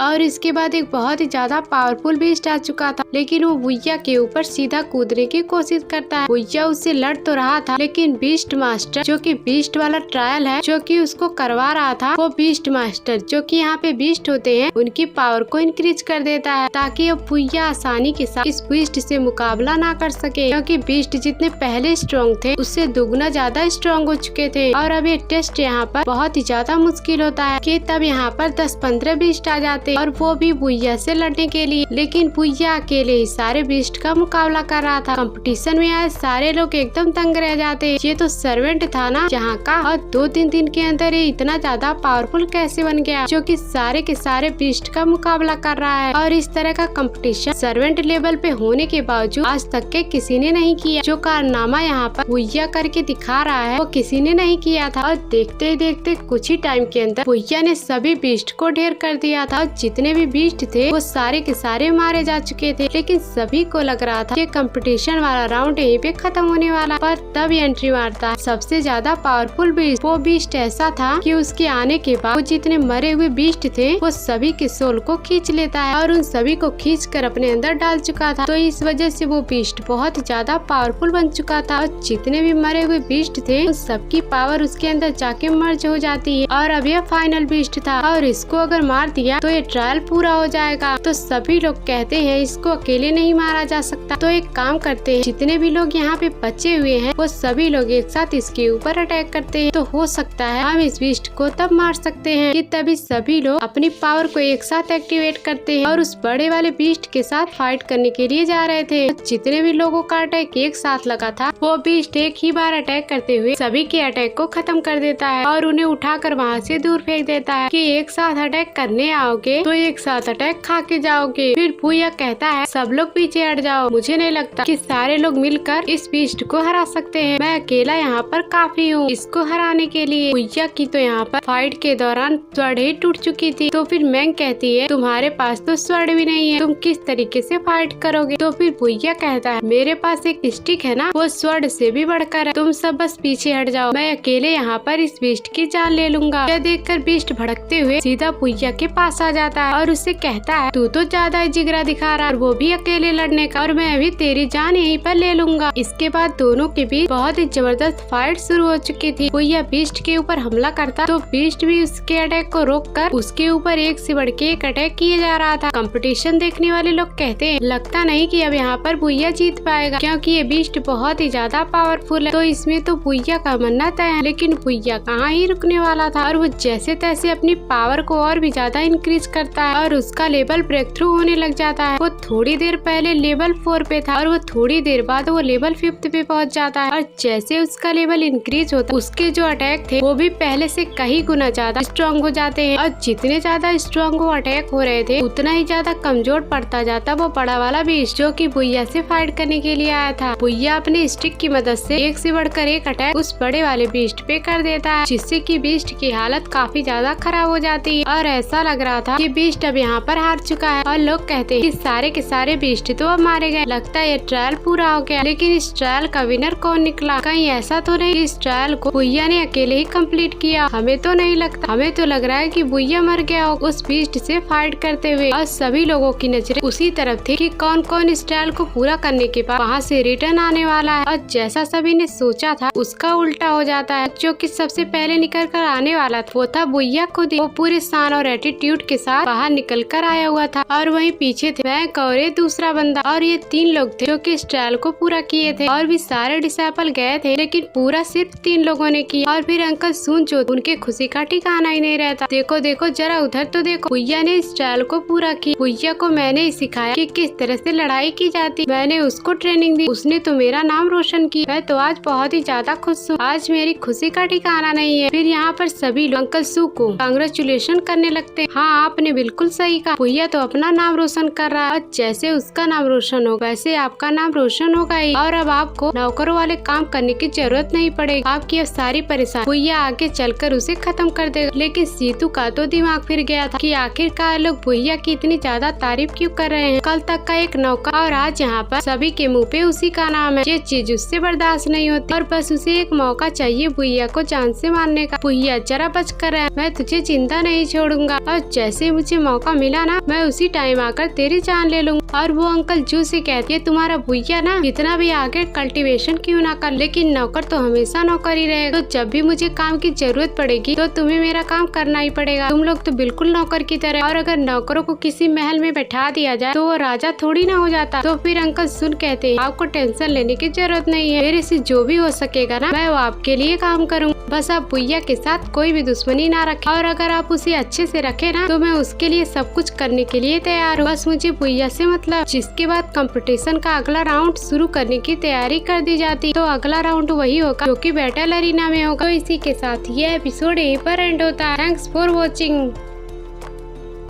पिछले एपिसोड में हमने देखा था कि भुइया और बाकियों का कंपटीशन का फर्स्ट राउंड स्टार्ट हो चुका था और फर्स्ट राउंड के अंदर सभी को ऐसी जगह पे जाना था जहाँ पे बहुत ही ज्यादा पावरफुल बीस्ट रहते हैं जो कि उनसे मुकाबला करना था और जो उनका मुकाबला करके वहाँ से वापस निकल कर आएगा वही जीतेगा फर्स्ट राउंड में। और उसी के बाद सभी का सेकेंड राउंड होगा बैटल अरीना में। एक से बढ़कर एक खतरनाक बीस्ट वहाँ पर आते हैं, पर भुइया ने अपनी बहादुरी का इस्तेमाल करते हुए सारे के सारे बीस्ट हराना शुरू कर दिया। यहाँ पर कोई भी बीस्ट भुइया के सामने टिक ही नहीं पा रहा था। ये देखकर सारे के सारे लोग काफी ज्यादा हैरान रह चुके थे और सभी को ये उम्मीद थी कि भुइया इस राउंड को जरूर जीतेगा। और जैसा कि सभी ने सोचा था भुइया ये राउंड बड़ी आसानी के साथ जीत चुका था। जिसके बाद यहाँ से यह एपिसोड स्टार्ट होता। इस एपिसोड के स्टार्टिंग मास्टर जो थे जितने भी डिसेबल जिन्होंने अपना पहला राउंड पूरा किया था उन्हें कांग्रेचुलेट कर रहे होते। तुम सभी को कांग्रेचुलेशन क्योंकि तुम सभी ने पहले राउंड को कम्प्लीट किया। तुम सभी लोगों का लेवल कम था लेकिन तुम सभी लोगों ने बहुत ही अच्छी तरीके से इस फर्स्ट राउंड को पूरा किया है। अब तैयारी तुम्हारी है सेकंड राउंड में जाने की। लेकिन सेकंड राउंड फर्स्ट राउंड जितना इजी नहीं होगा, वो और भी ज्यादा मुश्किल होने वाला है जिसके कुछ रूल्स और रेगुलेशन उसके बारे में मैं तुम्हें पहले ही बता देता हूँ। रूल्स ज्यादा हार्ड नहीं सिंपल है। ये जो मेरे हाथ में आर्म दिखाई दे रहा है ये बैटल अरीना के बीच में छोड़ दिया जाएगा और जितने भी लोगों ने अपना फर्स्ट राउंड पूरा किया है वो सब के सब बैटल अरीना के अंदर जाएंगे और सारे लोगों को एक दूसरे से फाइट करनी है और आखिरी में जिसके हाथ में ये आर्म रहेगा ना वही जीतेगा सेकंड राउंड को और वही विनर बनेगा इस पूरे के पूरे कंपटीशन का। और जो विनर होगा उसे 3 चीज मिलेगी। पहली चीज तो ये होगी कि उसका डायरेक्ट सेक्ट में एडमिशन करा दिया जाएगा क्योंकि पहले तो आप यहाँ पे सर्वेंट लेवल पर हो, इसके बाद आपका लेवल इंक्रीज होगा और आप एक ऑफिशियल डिसेबल बन जाओगे सेक्ट। पहला गिफ्ट तो ये हो गया। दूसरा गिफ्ट होगा कंडेंसेशन पिल, जिसको हमारे सेट के एक बहुत ही ज्यादा पावरफुल एल्डर ने अपनी पावर का इस्तेमाल करते हुए इसे बनाया है और कंपटीशन के विनर को ही कंडेंसेशन पिल दी जाएगी। और जितने भी लोग थे वो यहाँ पे कंडेंसेशन पिल को देखकर कहते तो बहुत ही कमाल की चीज है। ऐसा कहा जाता है जो भी कंडेंसेशन पिल लेता है ना उसके चांसेस बढ़ जाते हैं कंडेंसेशन लेवल को ब्रेक थ्रू करने की, जो कि बॉडी रिफाइनमेंट ये लेवल के बाद आता है। जिस तरह से भुइया ने अपना 5th लेवल ब्रेक थ्रू किया है ना, इस तरह से अगर वो 10th लेवल ब्रेक थ्रू करेगा तो पूरा बॉडी रिफाइनमेंट का लेवल पूरा हो जाएगा और वो पहुँचेगा कंडेंसेशन लेवल। और अगर भुइया को यहाँ पे ये पिल मिल जाती है तो इसके चांसेस बढ़ जाएंगे डायरेक्टली कंडेंसेशन लेवल को ब्रेक थ्रू करने के। इस तरह की कमाल की पिल होने वाली थी। जो कि इसके बाद अगली चीज बताते हैं। जो थर्ड प्राइस होगा उसे वो आखिरी चीज ये मिलेगी, उसे एक टॉप क्वालिटी सर्टिफिकेट दिया जाएगा जो कि हमारे सेट का होगा। जो विनर होगा वो अपने मन से बता सकता है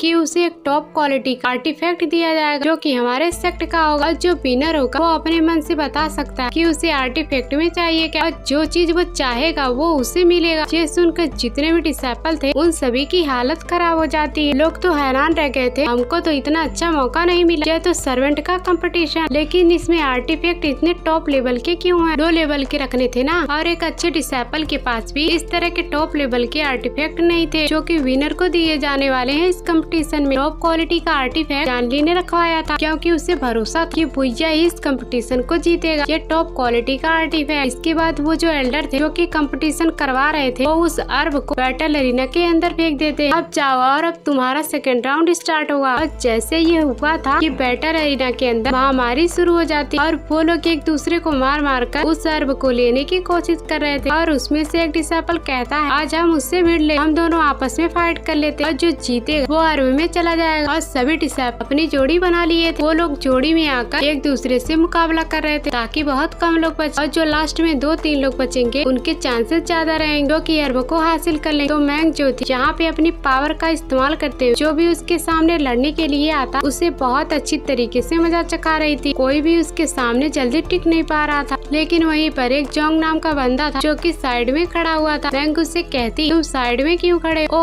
अच्छा मैं समझ गई, तुम इंतजार कर रहे हो ना कि लोग फाइट करके साइड हो जाए तो बहुत कम लोग बचे और वो थके हुए रहेंगे, तो तब तुम बीच में एंट्री मारोगे। उसके बाद तुम जीतने की कोशिश करोगे कंपटीशन को। तुम एक नंबर के कायर आदमी, तो यही रहा तुम्हारा प्लान। तो वो बंदा जॉन कहता जीतने से मतलब किस तरह से गेम खेला जाता है ना उससे मतलब नहीं, इसलिए तुम अपने काम से मतलब रख। तो वहीं पे भूया जो था वो एक बंदे से फाइट कर रहा था और उन दोनों के बीच जबरदस्त फाइट होती है। वो बंदा बहुत अच्छा टक्कर तो देता है भूया को, लेकिन भूया उसके हर एक अटैक का जवाबी हमला दे रहा था। वो भी उसको बहुत मारता है अपने स्टिक की मदद से, जिस वजह से उस बंदे की हालत खराब हो जाती है और वो सीधा बैटल एरिना के बाहर ही आ चुका था। और जैसे वो बैटल एरिना के बाहर जाता है वो इस राउंड से डिस्क्वालीफाई हो जाता है। फिर वहीं पे जोंग जो था भूया को देखता तो वो कहता है जितने भी लोग यहाँ पे फाइट कर रहे हैं ना सबसे ज्यादा स्ट्रॉन्ग बंदा यही, और अगर मुझे ये कंपटीशन जीतना है तो इसको ही ठिकाने लगाना पड़ेगा और अगर ये हार गया तो समझो कंपटीशन में जीत गया। लेकिन आखिरकार ये कैसे पॉसिबल है? ये बंदा तो सिर्फ लेवल 5 के ऊपर है, लेकिन ये सबको इतनी अच्छी टक्कर क्यों दे रहा है? इसके आगे के लेवल के बहुत सारे लोग हैं इस कंपटीशन में, लेकिन कोई भी इसको टक्कर दे ही नहीं पा रहा। लगता है ना मेरा खुरापाती दिमाग लगाना पड़े इसको हराने के लिए, और अगर ये सीधे नहीं हारे तो मुझे टेढ़ा बनना ही पड़े। तो फिर यहाँ पे जोंग जो था वो सीधा मैंग के पास जाता है और उससे कहता है मेरे पास तुम्हारे लिए एक ऑफर, अगर तुम यहाँ पे मेरी हेल्प करती हो भूया को हराने के लिए तो ये कंपटीशन पूरा होने के बाद जो 2 ट्रेजर मिलने वाले हैं वो दोनों ट्रेजर मैं तुम्हें दे दूंगा। कंडेंसेशन पिल और टॉप ग्रेड का आर्टिफैक्ट वो दोनों तुम्हारा होगा, बस तुम कंपटीशन जीतने में मेरी मदद करो। कैसा लगा मेरा ऑफर? है ना कमाल? तो मैंग कहती अच्छा तो तुम यहाँ पे अपनी अलग से प्लानिंग कर रहे हो, जाओ तुम भाड़ में जाओ, मुझे तुम्हारा ऑफर नहीं चाहिए। और वो कहीं ये सुनकर जोंग की हालत तो खराब हो जाती है कि इस लड़की के अंदर बहुत ही ज्यादा एटीट्यूड है, उस भूया के साथ साथ इसका भी कुछ करना पड़े, नहीं तो ये तो मेरे सर के ऊपर से चली जाएगी। जोंग जो था वो जितने भी लोग यहाँ पर जो इस राउंड को खेलने के लिए आए हैं उन सभी को आपस में मिला लेता है और उनसे कहता है देखो ना मेरे पास पैसा है और मेरे इस बैग के अंदर 1000 सोने के सिक्के, और जो भी भूया को हराने में मेरा साथ देता है ना उन सभी को ये पूरे के पूरे पैसे देने वाला हो। जाओ और सब लोग एक टीम बनाओ, सभी लोग मिलकर भूया को हरा दो, इसके बाद तुम पैसों से मालामाल हो जाओगे। और अब इस कंपटीशन में आए हुए तो लोग सर्वेंट थे तो उनके लिए पैसे ज्यादा अहमियत रखने वाले थे, तो वो लोग यहाँ जोंग की इस शर्त पे मान जाते हैं और सबके सब खिलाफ हो चुके थे भूया के। तो फिर मैंग कहती गद्दार कहीं की तुम ये क्या कर रहे हो, तुमने सबको खिलाफ कर दिया भूया के, चीटिंग नहीं हुई, तुमने तो रूल्स को तोड़ा। फिर जोंग कहता पैसों से सब कुछ खरीदा जाता, चाहो तुम्हें भी खरीद लो, लेकिन तुम बिकने के लिए तैयार ही नहीं थी। और सीतू का जो भाई था और उसके साथ जो बंदी थी वो लोग आपस में बातें कर रहे थे, जरा देखो तो भूया तो सिर्फ लेवल 5 पे, लेकिन फिर भी लोग इससे इतना ज्यादा क्यों डर रहे हैं? देखो सारे लोगों ने मिलकर एक टीम बना ली उससे लड़ने के लिए, लेकिन अब ऐसा नहीं लगता कि भूया इतने लोगों के एक साथ हरा पाएगा, क्योंकि कितने लोग उसके लेवल के और कितने लोग लेवल 7 पर, इन सबको हराना इतना इजी नहीं होगा। और सब तो जिसमें सबसे ज्यादा पावरफुल तो जोंग ही है। लगता है कि भूया की यहाँ पे जान जाने वाली, वो हारेगा ये कंपटीशन। लेकिन यानली को अभी भी फुल कॉन्फिडेंस था, उसको पता था कि भूया अकेला क्यों ना खड़ा रहे, उसके सामने कितने लोग क्यों ना आ जाए, फिर वो इस राउंड को जरूर जीत के दिखाएगा। ऐसे कीड़े मकोड़े उसका कुछ भी नहीं बिगाड़ सकते, वो कितने भी पैतरे क्यों ना आजमा ले, लेकिन तभी भूया के सामने इनका टिक पाना नामुमकिन है। तो सभी लोग भूया से कहते हैं तुम्हें मार नहीं खा, अगर तुम्हें हड्डियां नहीं तोड़वानी तो जाओ इस कंपटीशन से बाहर हो जाओ, हम तुझे जिंदा छोड़ देंगे। लेकिन भूया कहता है तुम्हारे बाप का नौकर दिखता हूँ क्या? अगर तुम लोग एक साथ हो तो तुम लोग एक साथ आओ, तुम जितने हो ना उसके डबल क्यों ना आ जाए, मैं सबको हराने की काबिलियत रखता हूँ। जिस वजह से अब सारे के सारे लोग भिड़ चुके थे भूया से लड़ने के। अब भूया हो गया था कि वो एक के बाद एक करते उसके ऊपर हमला कर रहे थे, जिसमें सबसे ज्यादा कायर तो जोंग ही था। आगे से जब सब लोग अटैक करते तो पीछे से जोंग अटैक किए जा रहा था ताकि भूया को कमजोर कर सके और कायरों की तरह उसके ऊपर हमला करके उसकी जान ले सके, क्योंकि सामने से तो वो कर ही नहीं पाएगा। भूया तो यहाँ पे बहुत ही मार खाता है, लेकिन फिर भी वो अपनी हिम्मत नहीं आ रहा। जोंग यहाँ किसी तरह का पावरफुल फॉर्मेशन बना लेता है, जिसकी मदद से वो एक बहुत ही खतरनाक स्लैश अटैक भुइया के ऊपर कर देता है। लेकिन जैसे ही अटैक भुइया को लगती कि तभी बीच में मैंग आकर उसका अटैक रोक देती और वो उससे कहती, तुम लोग यहाँ पर अकेले बेचारे भुइया परेशान कर रहे हो और मैं यहाँ पे चुपचाप खड़े होकर देखती रहूं, तुम सब एक साथ हो जाओ, मैं और भुइया काफी है तुम सभी को हराने के लिए। इस चीज को देखकर तो जोंग का दिमाग फिर चुका था। वो अपने साथियों से कहता है, जाओ सभी एक साथ, इस भुइया के साथ साथ मैंग को भी जान से मार दो, इसकी भी मुझे कोई जरूरत नहीं। बड़ा बीच में आ रही है बोलने वाली, जिस वजह से अब देखते ही देख सारे के सारे लोग मैंग और भुइया के ऊपर टूट पड़े थे। वो एक के बाद एक कर दोनों के ऊपर हमला करते हुए मारने की कोशिश करते हैं। मैंग यहाँ पे सभी को अच्छी टक्कर दे रही होती, लेकिन फिर भी यहाँ पे दो लोग और इतने सारे लोगों का मुकाबला कैसे कर पाएंगे। तो फिर भुइया मैंग से कहता है,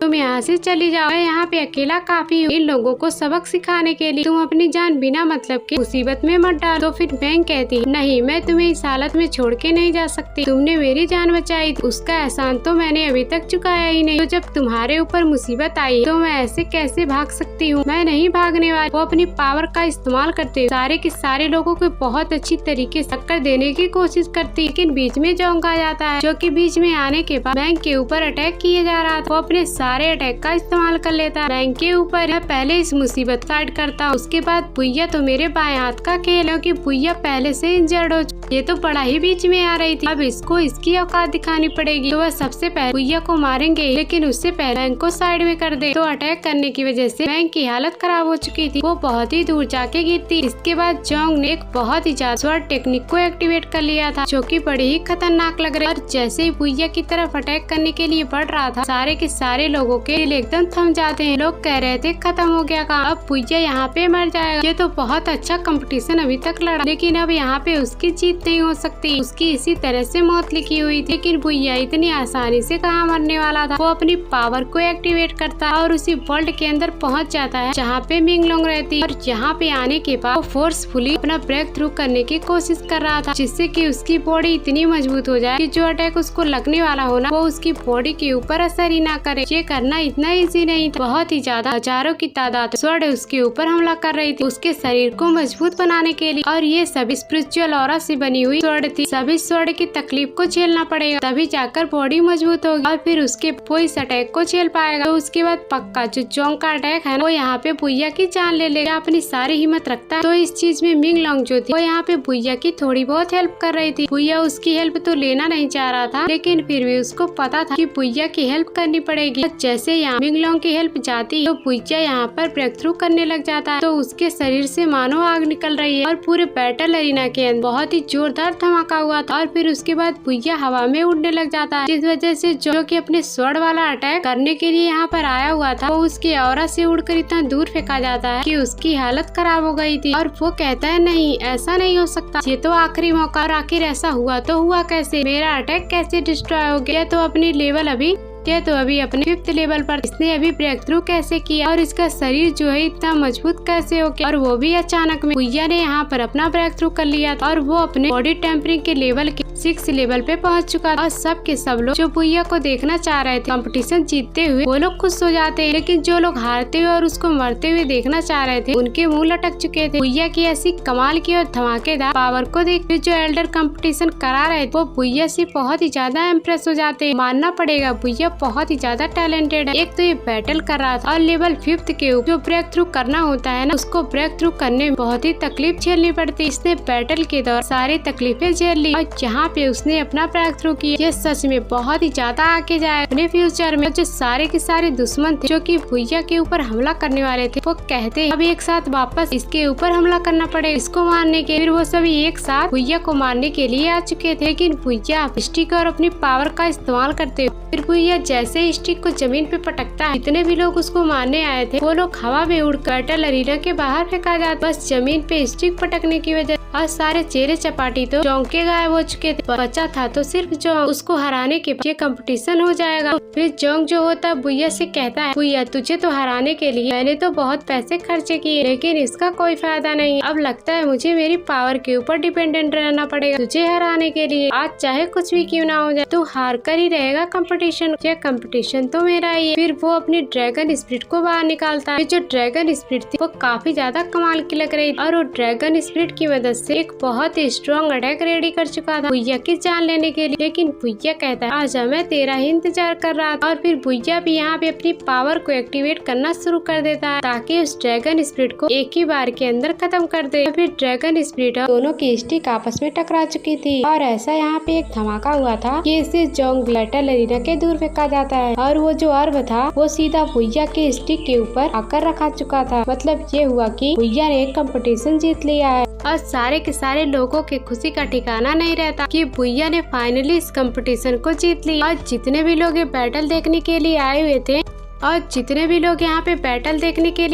थे वो भुइया की तारीफें करने लग जाते हैं कि एक सर्वेंट होकर उसने इस कंपटीशन को बहुत ही बढ़िया तरीके से वो भी फर्स्ट रैंक के साथ कंप्लीट किया। अजूबा कर दिया आज ने भुइया तो। और वो यहाँ पे बहुत ही ज्यादा खुश होता है। मैं तो बहुत ही टाइम से ट्राई कर रहा था, काश मैं अपना सेट के अंदर एडमिशन करवा, पर आज फाइनली वो दिन मेरे सामने आ ही गया। अब मैं ऑफिशियली डिसेबल बन चुका हूँ इस सेक्ट का। अब मैं सर्वेंट नहीं रहा। मम्मी पापा आप देखना जो आपके साथ हुआ है मैं उस सबका बदला खून से लूंगा। जितने भी मेरे दुश्मन हैं उन सभी को मार दूंगा ताकि मैं आपको इंसाफ दिला सकूं। बताया तो नहीं गया कि भुइया के पेरेंट्स के साथ क्या हुआ, लेकिन जो भी हुआ वो पूरा हुआ। तभी सीतू का जो भाई था वो उससे कहता है कि अचार डालने गया था क्या, कहाँ चला गया। इस भुइया ने कंपटीशन को फर्स्ट रैंक से जीता। सारे लोग उसकी तारीफ कर रहे थे, कोई शर्म नहीं आ रही थी सुन के। तो सीतू कहता है बड़े भाई आप टेंशन क्यों लेते, मैंने ना एक छोटा सा गिफ्ट प्रिपेयर करके रखा था, मैं उसी के लिए तैयारी करने के लिए गया हुआ था। तो अभी उसने कंपटीशन जीता तो अच्छी तरीके से गिफ्ट तो उसे चाहिए होगा। मैंने उसका गिफ्ट उसके घर में छुपा दिया और जब वो घर में जाएगा तो उसे वहाँ पर वो गिफ्ट मिल जाएगा। माहौल खुशी का है तो गिफ्ट लेना बनता था, मैंने तो भुइया को गिफ्ट दे दिया। सभी लोग हैरान थे, इसका दिमाग तो नहीं खराब हो, ये कौन से गिफ्ट की बात कर रहा है। भुइया को वहाँ पे वो पिल मिल जाती जिसकी तलाश में वो यहाँ पे आया था और उसको कंपटीशन भी जीतना पड़ा। जिसके बाद मास्टर उसके पास आके कहते हैं कि इस पिल के बाद तुमने जो टॉप क्वालिटी आर्टिफैक्ट मिलने वाला है ना, बताओ कि तुम्हें कौन सा आर्टिफैक्ट चाहिए, जो तुम मांगोगे वो तुम्हें मिलेगा। तो फिर भुइया कहता है देखिए सीनियर, मुझे आर्टिफैक्ट के बारे में उतनी जानकारी नहीं है, आप जो मुझे देना चाहे ना मैं वो आपकी खुशी से उसको ले लूंगा, इसलिए आपको बेहतर जानकारी होगी आर्टिफैक्ट के बारे में। तो भुइया ज्यादातर स्टिक का इस्तेमाल करता, जिस वजह से मास्टर जो थे वो यहाँ पर भुइया एक टॉप क्वालिटी का स्टिक देते हैं जो कि आगे के सफर में भुइया को काम आएगा। और वो उसको दोबारा से कांग्रेचुलेशन करते हैं हमारे स्वॉर्ड सेक्ट का ऑफिशियल डिसेबल बनने के लिए। तो आओ मेरे साथ इस सेक्ट का आपको अच्छे से शेयर करवा देता हूँ। क्या कहते हैं, मैं बिल्कुल चलूंगा आपके साथ, लेकिन मैं ना अपने अंकल को लेके यहाँ पे आया हूँ, मैं पहले उनको घर पे छोड़ देता, वो यहाँ पर क्या करेंगे, मैं उन्हें घर पर छोड़कर रिटर्न आ जाऊंगा। तो फिर एल्डर कहता है तुम बिल्कुल जा सकते हो। और फिर लोगों के बीच में जब अपने अंकल को ढूंढता है तो उसके अंकल वहाँ पे दिखाई नहीं देते। वो बहुत ही ज्यादा परेशान हो जाता है कि मेरे अंकल कहाँ चले गए, वो तो मेरा बैटल देखने आए थे ना, और वो जब वो मुझे जीतता हुआ देखेंगे तो वो कितना खुश होंगे, और वो मेरा बैटल देखे बिना यहाँ से नहीं जा सकते। इसलिए वो डरते हुए भागते हुए अपने घर की तरफ आता और जिस चीज का डर था वो चीज यहाँ पर हो जाती है। घर में आने के बाद उसके अंकल उसको बेहोश दिखाई देते और उनको चेक करने के भुइया का जो डर था ना वो यकीन में बदल जाता है। उनके अंकल बेहोश नहीं बल्कि उनकी जान जा चुकी थी। सीतू ने उसके अंकल की जान ले ली और यही वो बड़ा वाला गिफ्ट था जिसकी वो तैयारी कर रहा था, और यहाँ पर वो घर में छिपा कर रखा। उसके बाद भुइया यहाँ पर रोने लग जाता, अंकल ये आपके साथ क्या। तो वहीं पर सीतू जो था वो अपने भाई और उस लड़की के साथ पार्टी मना रहा, तो उससे कहते पागल है क्या, हमने अंकल सुन को क्यों मार दिया, अब तुमको पता है ना भुइया एकदम पागल हो जाएगा। तो फिर सीतू कहता है मैं तो यही चाहता, मैं तो चाहता हूँ कि वो मेरे घर में घुसे और घर में घुसने के बाद कुछ लोगों को जान से मार दे। इस वजह से पूरे के पूरे सेक्ट में उसको एक वांटेड घोषित कर दिया जाएगा और लोग उसको मारने के लिए उसके पीछे पड़ जाएंगे। ऑफिशियल वारंट जारी कर दिया जाए, जो भुइया को मारता है उसको इनाम मिलेगा, और तब मैं आऊंगा भी सबके साथ और बुरी तरीके से भुइया की जान लूंगा। और उसके बाद मुझ पे सवाल उठेंगे ना कि तुमने क्यों मारा भुइया, तो यही मेरा गिफ्ट था भुइया के लिए, तो मैंने यही प्लान बनाया, प्लान के साथ भुइया को मारूंगा और ये प्लान मुझे सफल होता नजर आ रहा है, मानना पड़ेगा। इतना घटिया इंसान है ये सीतू जिसकी कोई हद नहीं। और वहीं पर भुइया अपने अंकल को कब्र में डालने के बाद उनको दफनाने के बाद कहता है मैं आपका बदला लेकर रहूंगा, जिसने भी आपके साथ ऐसा किया मैं उसको जान से मार दूंगा, अब खून का बदला खुद से लिया जाएगा, आप बिल्कुल ही बेफिक्र रहना। और इतना कहने भुइया सीतू को मारने के लिए वहाँ से निकल जाता। जो सीन दिखाते यह एपिसोड यहीं पर एंड हो जाता। Thanks for watching.